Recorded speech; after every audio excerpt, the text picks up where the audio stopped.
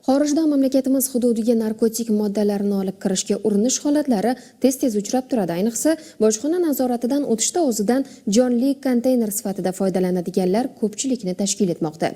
Respublikamiz bojxonachilari tomonidan yana bir shunday holat aniqlandi. Unda qo'shni mamlakatdan yurtimiz hududiga kirib kelayotgan er-xotin salkam 800 gram opiy moddasini ichki a'zolarga berkitib o'tayotganida to'xtatib qolindi. Bojxona chegaralari orqali giyohvandlik vositalarini yashirincha olib o'tishning eng ko'p kuzatiladigan usullaridan biri o'zidan jonli konteyner sifatida foydalanishdir. Samarqand viloyati bojxona boshqarmasining kontrabandaga qarshi kurashish bo'limi va Jartepa chegara bojxona posti xodimlari narkotik moddalarni jinsiy va ichki organlarga yashirgancha olib kirishga uringan shaxslarni to'xtatib qolishdi. Mazkur post orqali qo'shni davlatdan kirib kelgan fuqarolardan biri bojxona xodimlarining e'tiborini tortadi.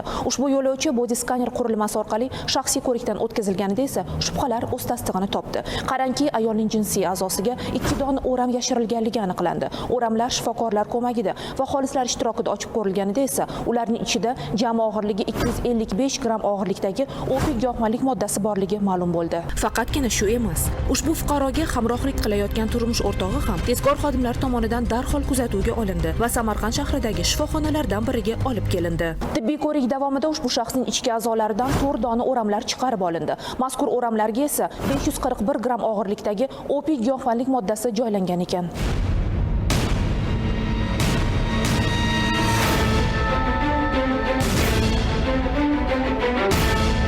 So'ratganmi? Chormada qildim. Opiy. Opiy.